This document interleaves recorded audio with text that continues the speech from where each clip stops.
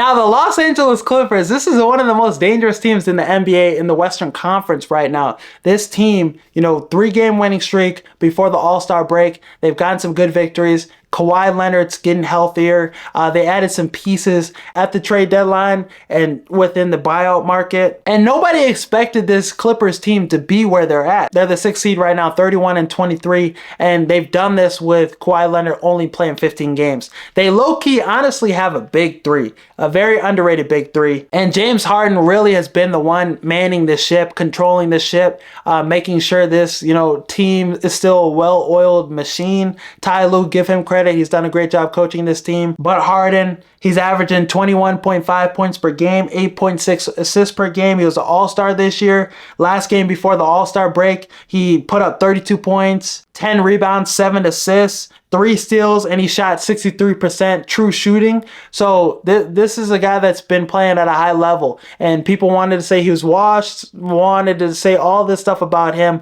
but he's put all that to bed. 35 years old, I think he's about to be 36, and he's still one of the best scorers in the game and one of the best playmakers in the game. We're seeing the best version of Harden we've seen in a while, especially consistently. He's had some great performances this year. He had that 40-point performance against the Bucks. He had a stretch of 12 games where he had 7 double-doubles in those 12 games, and he was averaging 21 points per game and 10 assists. So he's been a really big part of this Clippers' success. He's low-key had an MVP kind of impact season, if you think about it. Him and Norman Powell have been like one of the most underrated backcourts in the NBA. Norman Powell got snubbed, should have been an All-Star, but he's having a career year this year. Him and Harden, they combined for 73 points in the last game before the All-Star break. He had 41, Harden had 32. Harden played 40 minutes in that game. He played the whole second half. He played the whole overtime. So just these two have been huge for the Clippers this season. And, Norman Powell really backed up that statement, addition by subtraction, letting Paul George go. He's been a really big reason why the Clippers have still been successful. And he's been a really reliable second option for this team. Most consistent player on the Clippers in terms of scoring. 24 points per game on the season, 49% from the field, and 42.8% from 3. He's been a guy that's a sixth man of the year kind of candidate every season, but this year he's taken his game to a next level as a scorer. He could create his own shot, he can move off the ball, he could play make, he could facilitate. It's really nice seeing him produce at this level, especially if Kawhi gets back healthy. Having 3 guys that could average 21 a game, and we've seen some Clippers teams in the playoffs, and Norman Powell's been their best player. Especially with them, losing some players to injuries and stuff. But he's been a guy that's been a bucket for a long time in the NBA. But it's really exciting to see him take his game to the next level and do what he's done this year on a consistent basis. Zubac has been that third guy. And this season, you look at his numbers, he's been one of the best big mans in the NBA. Top 10 at least. He could have been an All-Star too. He could have been in that conversation. He's averaging 15.2 points per game, 12 rebounds a game, 61% shooting from the field, and he has great chemistry with Harden. He's been a great lob threat for Harden. He's been an underrated defender. He went to work on Wemby. 21 points, 20 rebound performance, and he's had a performance like that 4 times this season since December. He's second in rebounds this season, third in clutch field goal percentage, 4th in points in the paint, 4th in most blocks this season, 5th in second chance points, and 6th in most double-doubles this season. He's a guy that you could put on Nikola Jokic in the playoffs. A presence. He's obviously not going to stop him, and, he's obviously not going to eliminate Jokic, but he's a guy that could get in front of Jokic. He will be able to hold his own defensively, and he's a guy that will challenge Jokic on the other end. So I really like what the Clippers have been getting from him production-wise. The Clippers have elite role players all across the board.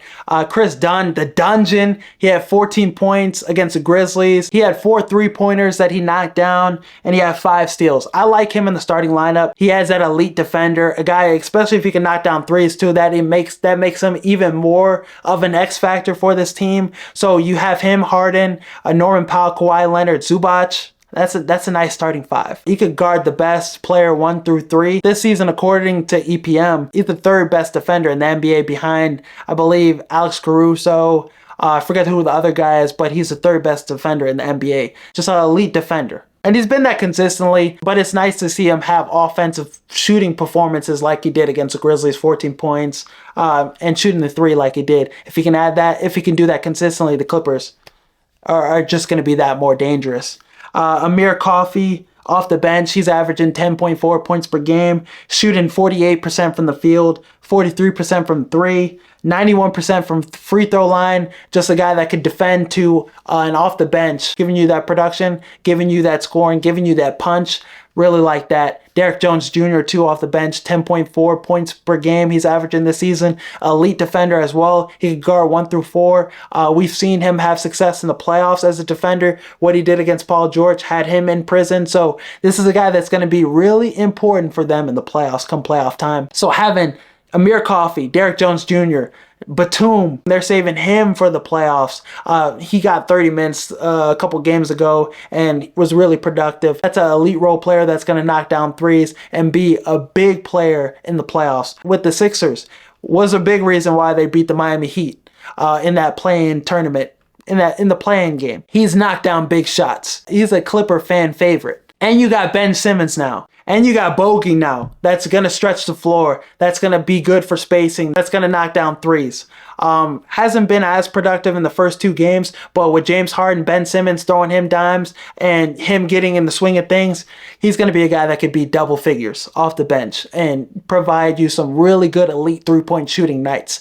Come playoff time too, this is going to be a really pivotal player as well. So they have a really good bench. I like how the bench is constructed, and I like what they did. They took Kevin Porter Jr., Terrence Mann, Bones Highland, PJ Tucker. They turned those guys into Bogey, Ben Simmons, Drew Eubanks, who's a great backup big too. Is dealing with the ankle injury, but he'll be back. So really like what he could provide for the Clippers off the bench too. Now they went from that to having one of the better benches in the NBA. And Ben Simmons, what we saw from him in his debut, he looked like prime Sixers Ben Simmons. He had 12 points, 7 rebounds, 6 assists, 3 steals, 1 block, 0 turnovers, 4 for 5 from the field, 4 for 4 from the free throw line.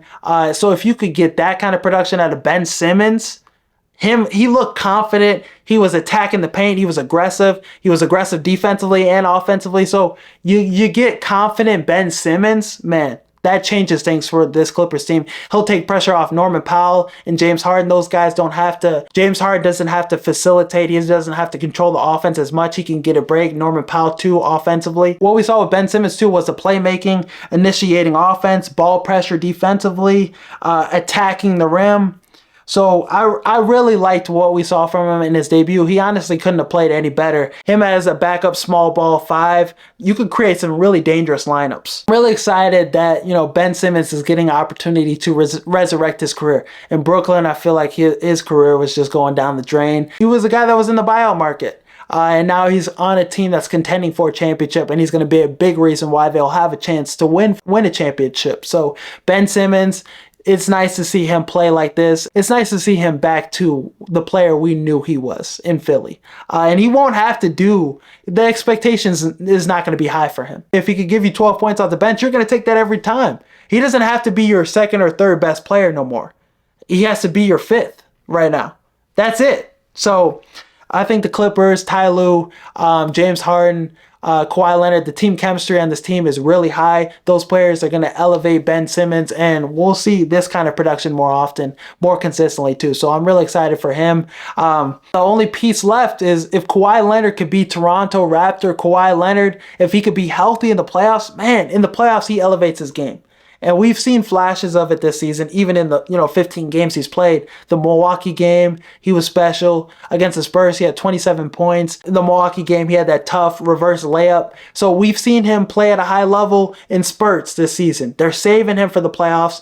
And if they can get a performance like they did against the Spurs, that 27-point performance, if they could get that Kawhi, if they could get him for 7 games, rest him as much as you need. You need him for the playoffs. Rest him as much as you need to. If we could get the Raptor Kawhi, this Clippers team could win it all. They honestly could win it all. They're so good defensively, offensively with Ben Simmons. That changes things. With Bogey as a 3-point shooter now off the bench, that changes things. So if we could see the Kawhi we know, if we could see that Kawhi, that killer, Come playoff time, yeah, they could win it all. They could beat all the teams in the West. I would give them a chance against any of the teams in the West. They could definitely beat those young teams. They could beat Houston. I think they could beat OKC. That might be a hot take, but I think they could beat OKC. They match up pretty well with them. Lakers, that would be a fun series. Denver, I think Denver is the team that would create the most issues for them, the most problems for them. But anybody else, I give the Clippers a shot. Some people thought the NFC North was going to be the worst division in football this season. They thought it was going to be as bad as the NFC South.